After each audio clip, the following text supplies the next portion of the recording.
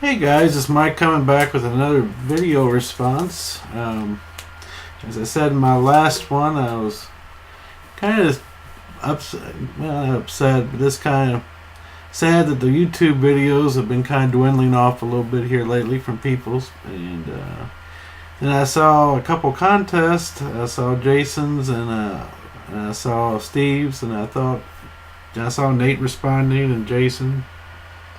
So I thought I'd do a couple myself.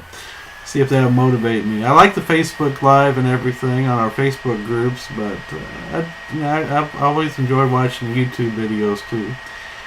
So anyway, Jason, I thought I'd do one for you. And I think you wanted 5 of our top 5 cards, but based on their sentimental value to us more so than book value and such like that. So I picked out a few to show. I've got 5 here. Probably, let's put this in kind of order. I was born in 65, so in 75 when the Reds won the World Series against the Red Sox, I was 10. And the next year, when 76 cards came out, it was the first time I really was exposed to, at least I remember, to baseball cards. I remember seeing the Johnny Bench, who was my favorite player from that team. And this is probably my favorite bench card as far as tops of the original cards of all time. I just love the design. He looks a little angry about something. Maybe somebody just slid in and raised some dust and scored a run off against the Reds or something like that. So I always wonder kind of the situation of the card. I kind of think like that. I don't know why.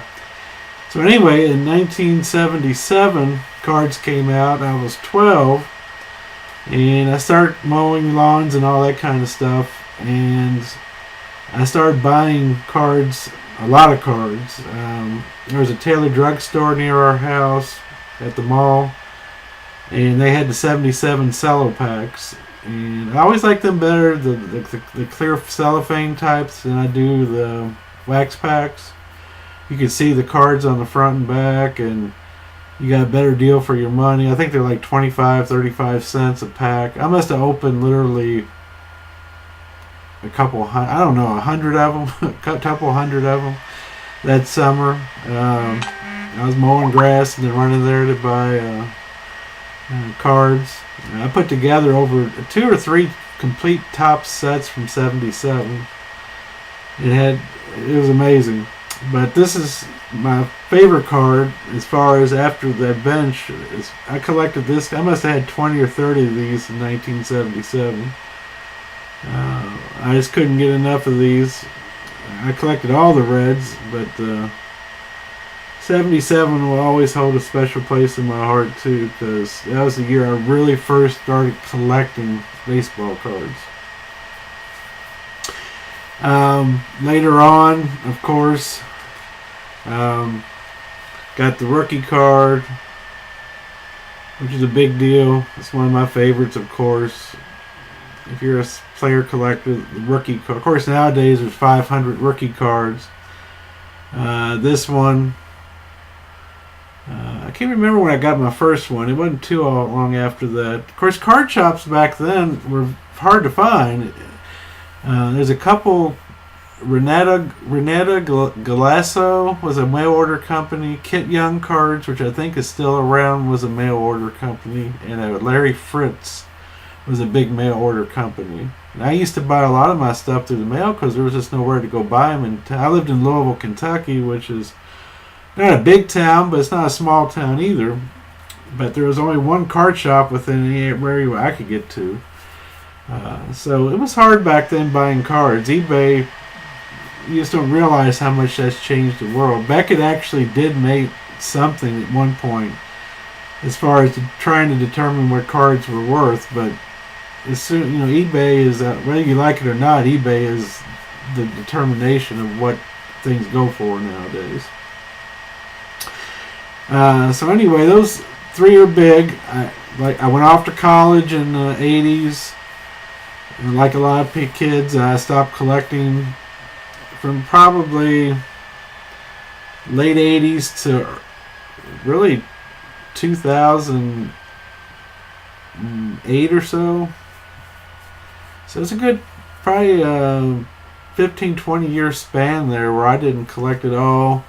The Reds won the World Series again in '91, and I barely paid any attention to it. I just didn't follow baseball or hardly at all then. And this is I don't know if I've ever told this story. Back in 2008 or so, my mom wanted to go to Branson, Missouri. It's kind of like, to me, Gatlinburg in the Ozarks or something like that. So I don't know if you all are familiar with it or been there. Just a big resort place, a lot of country music. They have the big shows there, all that kind of stuff. Reminds me of Gatlinburg, kind of out west. But we drove all the way to Branson. I went into it and I saw a little baseball card. Well, it was a little shop that had a lot of baseball stuff, but they had some cards too. And I hadn't seen cards in a long time. And so I went in, was looking around, and I looked through the case, and there was a Johnny Bench card in there. And it was something shiny, and it was from 2005 Topps Rookie Cup, which I didn't know that at the time, of course. But I said, that's pretty cool. And it was like $25. I think he wanted $25 for it. And I was like, wow. So I took a look at the card. And on the back, I noticed it was numbered to 25. And I went, wow, only 25 of these exist. Now, of course, again, I was brand new to it and all that. And I chatted with the shop owner, and I looked at a few other things, and then when my wife and my mother and the family, everybody was ready to go, they kind of caught up with me, and I think my wife bought something with, like a Red Sox t-shirt or something. But anyway, I didn't buy the baseball card, and we were checking out, and as we were checking out and getting ready to leave, the owner came over and said, I'll give you this card for, it was either 10 or 15 bucks. I think it was 15 bucks. He said, I'll knock 10 bucks off of it. And little did I know, investing $10 or $15 in one card was going to lead to me investing a small fortune in cards. This is the exact card I bought. This is a 2005 Topps Rookie Cup, 69 reissue. I don't know what you call it, some type of chrome refractor, blah blah blah. And it's numbered to 25.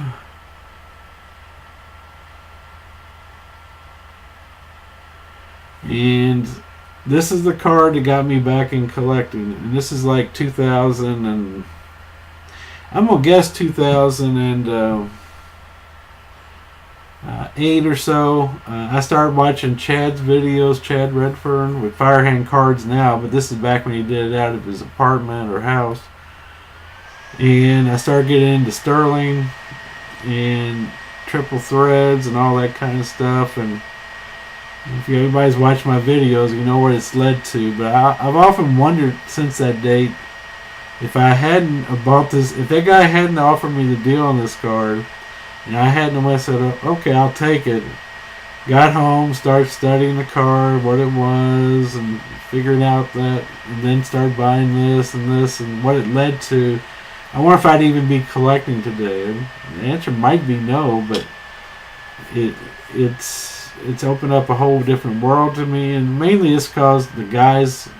It's more about, the cards are the cards. We all love the cards, but it's more the relationships we've built over the years and people that have come and go. Start families, they get out of cards. Ryan was a good friend of mine. Sam, when I first got started, and he's not as active as he used to be. But there's other guys that I know.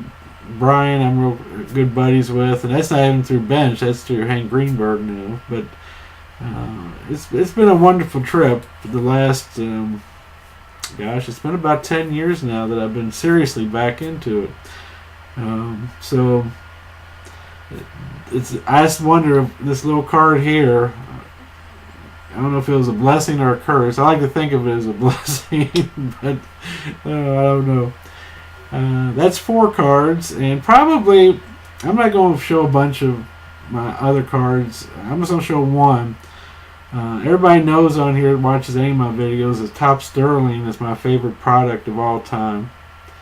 And I've got almost a complete bench set series of the whole thing from 2006 through 2010, I believe it was.